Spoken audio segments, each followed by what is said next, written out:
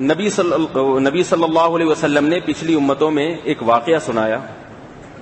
کان ممن کان قبلکم رجل قتل 99 نفسا بلکہ 99 نفسا. آپ صلی اللہ علیہ وسلم نے فرمایا پچھلی امتوں میں ایک شخص نے 99 قتل کیے. تو توبہ کا خیال آیا, مشہور حدیث ہے. راہب کے پاس گیا, بھائی میں نے 99 قتل کیے ہیں, کیا میری توبہ قبول ہو جائے گی؟ وہ راہب بزرگ تو تھے لیکن علم نہیں تھا. انہوں نے کہا وہ 1-2 ہوتے تو چلو تھی, 99 کی توبہ کہاں سے قبول ہوگی؟ تو اس نے کہا جب توبہ قبول ہی نہیں ہونی, جانا جہنم میں ہی ہے, تو سینچری پوری کر لو. اور راہب کو بھی جان سے مار دیا اس نے. پھر اس کو خیال آیا نہیں بھائی شاید توبہ قبول ہو جائے, اللہ میری مغفرت کر دے. لوگوں سے پوچھا, لوگوں نے کسی عالم کا پتہ بتایا. فدل علی رجل عالم فاتاہ فقال انہ قتل 100 نفس هل له من توبہ, میں نے 100 قتل کیا, کیا توبہ قبول ہو جائے گی؟ ان عالم نے کہا, حوصلہ افزائی کی, فرمایا کیوں نہیں ہوگی. لیکن ان عالم نے کیا ان کو بتایا, انطلق الى ارض کذا وکذا فان بها اناسا یعبدون اللہ فاعبد اللہ معهم. ان عالم نے کہا اس جگہ کو چھوڑو جہاں تم رہتے ہو. ان عالم کو پتا تھا یہ توبہ کر کے یہاں قائم نہیں رہ سکتا توبہ پر, چاروں طرف اس کے پان گٹکے والے لوگ ہیں, ٹارگٹ کلر ہیں, ساری انہی میں دوبارہ بیٹھے گا.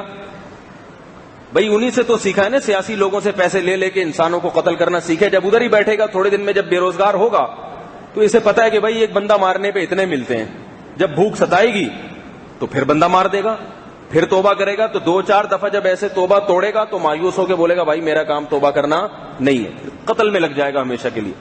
وہ عالم واقعی عالم تھے, انہوں نے کہا کہ توبہ بھی کرو مگر یہاں جا کے نہیں, انطلق الى ارض کذا وکذا, فلاں فلاں جگہ پہ جاؤ, فإن بها اناسا یعبدون اللہ فاعبد اللہ معهم, وہاں اللہ والے ہیں عبادت کرتے ہیں, انہی میں جا کے رہ لو. ولا ترجع الى ارضک, دوبارہ کبھی لوٹ کے اس زمین پر واپس نہ آنا.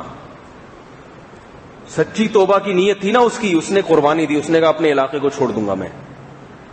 تو اللہ کو اس کی سچی توبہ اتنی پسند آئی کہ حدیث میں آتا ہے آدھے راستے پر پہنچا تھا, موت کا وقت آ گیا, ابھی توبہ کی نہیں ہے, آدھے راستے پر پہنچا, موت کا وقت آ گیا.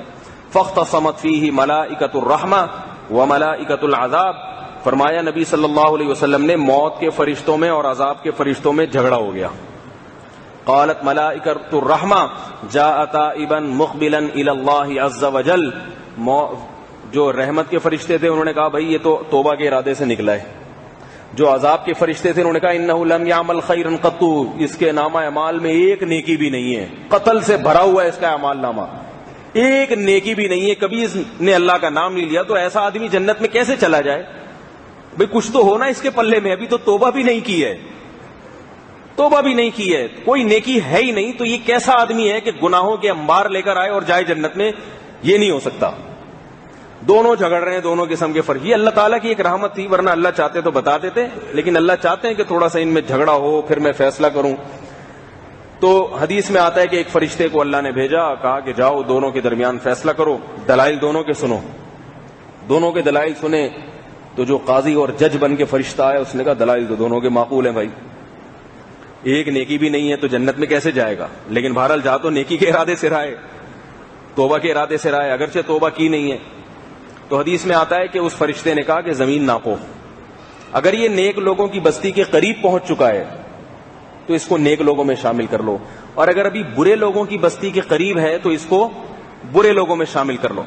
نبی صلی اللہ علیہ وسلم نے فرمایا حقیقت میں وہ برے لوگوں کے قریب تھا, لیکن اللہ نے زمین کو حکم دیا کہ تو جو ہے نا کھل کے لمبی ہو جا, اور نیک لوگوں کی طرف جو زمین تھی اس کو کہا کہ تو سمٹ کے چھوٹی ہو جا. ادھر سے زمین نے گھسیٹ کے اس کو ادھر کیا نیک لوگوں کے قریب, اس کی میت کو, اور ادھر والی زمین لمبی ہو گئی. فرشتوں نے ناپا تو وہ نیک لوگوں کی زمین کے قریب تھا, اور اللہ نے اس کی مغفرت کر دی. تو وہ جو فرشتے کہہ رہے تھے نا نیکی کی نہیں ہے اس نے تو جنت میں کیسے جائے گا, تو وہ فرشتوں کے حساب سے تو نہیں کی, مگر اللہ کے حساب سے اس نے نیکی کر لی. کیوں کی؟ اس لیے کہ جب توبہ کی نیت کر لی, اور نیت بھی ایسی نہیں کہ ہماری طرح کی توبہ بس توبہ توبہ استغفار استغفار, باقاعدہ جو عالم نے اس کو ہدایات دی تھیں ان ہدایات پہ عمل کیا. آج جو لوگ کہتے ہیں نا ہم توبہ کرتے ہیں قائم ہی نہیں رہتے, بھائی تم توبہ کرتے ہی نہیں ہو. انٹرنیٹ پر بےہودہ فلمیں دیکھنے کی عادت ہے, توبہ کی کر لی, لیکن وہی انٹرنیٹ ادھر ہی رکھا ہوا ہے, وہی ساری چیزیں ادھر ہی رکھی ہوئی ہیں, پورا ماحول ویسے کا ویسا ہی ہے. پھر دوبارہ شیطان آپ کو اکسائے گا اس گناہ پر. آپ نے اگر توبہ کی ہے تو وہاں سے کمپیوٹر نکال کیوں نہیں دیتے, یا ایسی جگہ پہ لا کے کیوں نہیں رکھتے جہاں تنہائی نہ ہو. توبہ کی نیت ہی نہیں ہوتی. توبہ کر لی ہیروئن سے, چرس سے, بیٹھتا پھر بھی چرسیوں میں ہی ہے, جا کے ہیروئنچیوں میں, سلام دعا انہی سے ہے. پھر پڑیا تو دیکھ کے تو پھر تو رال تو ٹپکے گی نا بھائی, جب پڑیا نظر آئے گی کسی کی جیب سے تو تھوڑے دن تو توبہ پر قائم رہے گا, اس کے بعد کہے گا وہ مولوی صاحب کی باتوں میں وہ مزہ تھوڑی ہے جو پڑیا میں تھا. ہر وقت انسان پر اللہ کا خوف نہیں رہتا, ہر وقت ایک جیسی کیفیت نہیں رہتی, ہر وقت یہ چیزیں نہیں رہتی. تو توبہ جب ہے کہ جب آپ توبہ بھی کرو اور گناہ کے جو اسباب تھے ان کو بھی ختم کر دو.